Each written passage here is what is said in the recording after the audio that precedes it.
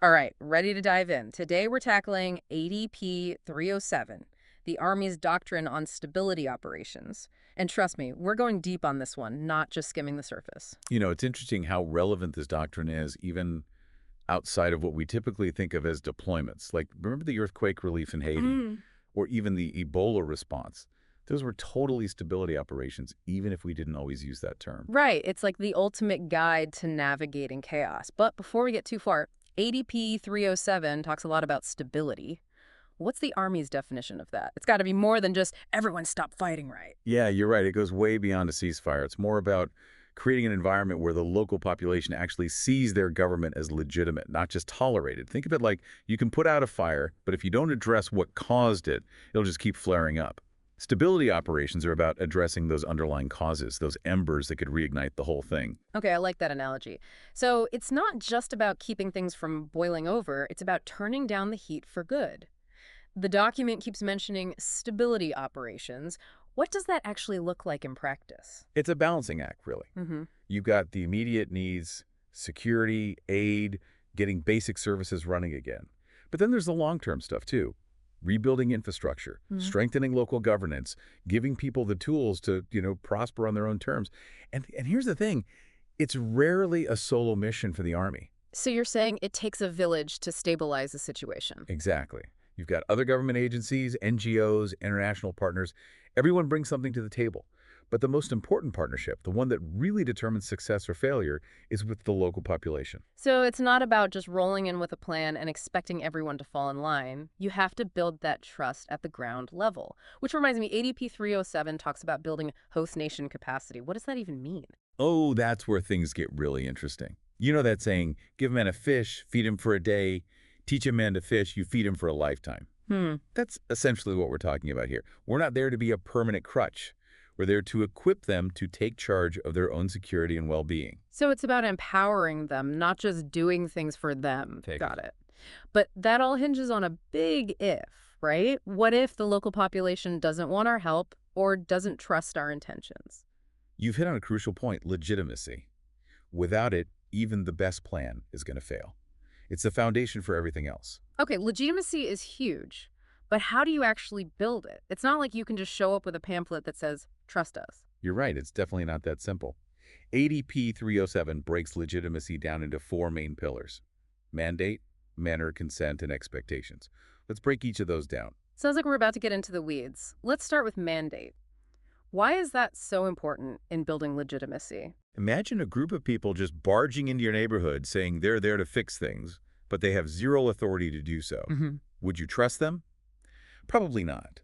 A clear mandate, ideally from a body like the UN, gives the mission legitimacy right from the start. So it's about having the international community's backing, not just showing up unannounced. Okay, that makes sense. What about manner? That seems a bit vague. Don't be fooled by the word, it's actually really important. It's all about how we conduct ourselves. Are we treating people with respect? Are we adhering to cultural norms? Are we using force proportionally and only when absolutely necessary? Every interaction, from a squad leader talking to a local to a general negotiating with leaders, shapes how the entire mission is perceived. So it's like my drill sergeant used to say, you're always on parade. Every action, every word sends a message. But it's not just about appearances, right? You could have the most well-behaved force in the world, but if they don't have the local population's consent, then what? You're absolutely right. Consent is critical. It's what separates a partnership from an occupation. Ideally, the host nation is involved from day one. They understand their own needs and challenges better than anyone. Of course, there are times when immediate action is necessary, like preventing a genocide. But even then, working to gain consent after the fact is crucial. So it's about being invited to the table, not forcing your way in and dictating the menu, even if you have good intentions. Which brings us to the final pillar of legitimacy, expectations. I'm guessing this one's all about communication. You got it. Overpromising and underdelivering is never a good look, especially in these situations. Setting realistic goals, being upfront about limitations, constantly communicating progress, that's how you build trust and show you're a reliable partner. Transparency is key. Don't make promises you can't keep, and celebrate the wins together. Okay. So we've covered the four pillars of legitimacy, but how does all of this connect back to the bigger picture of national strategy? ADP 307 doesn't exist in a vacuum, right? Absolutely not. This doctrine is directly shaped by those big picture documents, the National Security Strategy, the National Defense Strategy. Those set the overall direction, and ADP 307 is like the Army's playbook for using stability operations to achieve those goals. So it's like the difference between we need to win this war and here's how we're going to win hearts and minds while we're at it. Exactly. And to make those connections even clearer, ADP 307 also points to specific policies like DoDD 3000.05, which lays out the Department of Defense's role in stabilization and reconstruction. Okay, so what's the main takeaway from that document? What's DoD's primary role in all of this? It's more nuanced than you might think. The military might be the first one in with security and immediate relief, but DoD 3000.05 is very clear. We shouldn't be the ones calling the shots long term. The goal is to transition leadership to civilian agencies as soon as possible. So knowing when to take charge and when to step back and let the experts take over, it really emphasizes that whole unity of effort idea. Now, we've been using the terms stability and instability, but the source material mentions something called the fragile states framework. Is that where we get into the nitty-gritty? Exactly. Not all unstable situations are the same. The fragile states framework gives us a way to analyze how bad things actually are. It's a spectrum. You've got countries that are barely holding it together, crisis states they call them, and then others that are showing warning signs but haven't completely fallen apart yet. Those are the vulnerable states. So it's like a scale from, oh, this isn't good, to we need to do something now. You got it. The good thing about the framework is that it gives everyone a shared language, a way to understand the challenges. It helps tailor the response to the specific situation. You wouldn't deal with a country on the brink of collapse the same way you would a country struggling with corruption, right? Right. You'd probably send in the diplomats before the troops in that second scenario. Speaking of approaches, this is a lot to process. Is there some kind of practical roadmap that the Army uses to navigate these complex situations? There is. It's called the stabilization framework. Think of it as a step-by-step guide to achieving stability, organized into three main phases. All right, walk me through it. What are the phases? First, you have the initial response phase. Imagine a natural disaster hits, a conflict breaks out, it's chaos. The initial response is all about acting quickly, providing security, getting aid to people, preventing things from getting even worse. So it's about damage control, basically. Exactly. Once things are somewhat stabilized, you move to the transformation phase. This is where you shift from immediate relief to addressing the root causes of the instability, rebuilding infrastructure, promoting good governance, getting the economy moving again, fostering reconciliation, those kinds of things. So making sure that once the initial crisis is over, things don't just go back to how they were. Exactly. And that leads to the final phase, fostering sustainability. This is all about ensuring those changes you've worked so hard for are actually going to last. It's about empowering the host nation to take ownership so they can thrive, even after we're gone. So in a way, it's about working yourself out of a job, making it so you're no longer needed because the host nation can handle things on their own. Exactly. We're not trying to create dependency. We're trying to build resilience. And to make sure all that hard work leads to lasting peace and stability, ADP 307 lays out 5 key end-state conditions.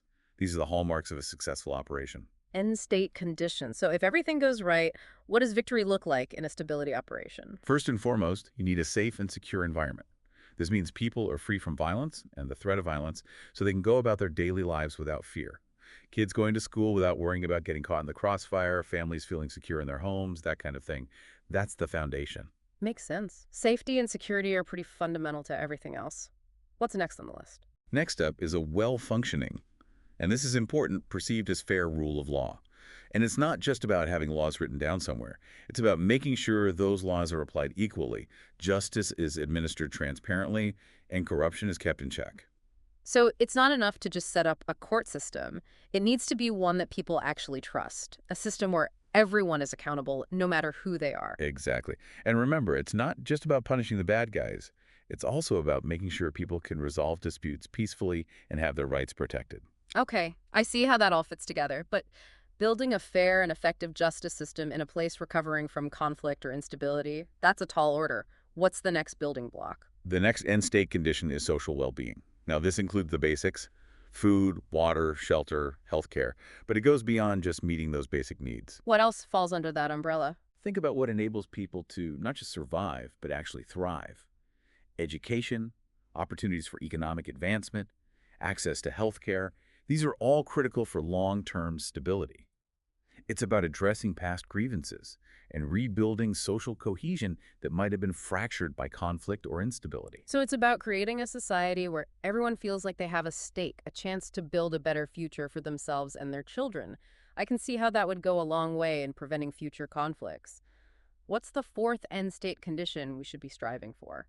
This one's a biggie: stable governance. We've touched on it already, but it's not enough to just have any old government in place. It needs to be one that's viewed as legitimate by its own people, a government that can effectively govern, provide essential services, and is accountable to its citizens. So you're saying a government that's corrupt, ineffective, or only answers to a select few, that's just asking for instability down the line no matter how much effort we put in elsewhere. Exactly. It's about supporting the growth of a system where the governed have a say in how they're governed, one that respects human rights, upholds the rule of law, and is capable of meeting the needs of its people. Makes sense. Okay, we've covered a safe and secure environment, a functioning rule of law, social well-being, and stable governance. What's the final piece of the puzzle? What's the fifth end state condition? Last but certainly not least, a sustainable economy. And I'm not just talking about GDP growth here.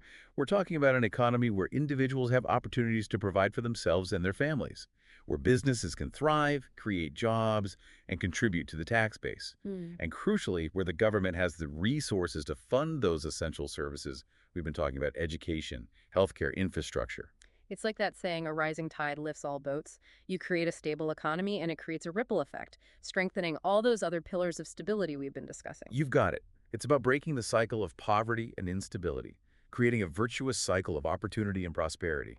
Wow, we've really gone in depth on this one. From defining stability to breaking down its key principles, frameworks, and even those crucial end state conditions, it's been quite a journey. What stands out to you as the most important takeaway from ADP 307? For me, it's the emphasis on adaptability and context.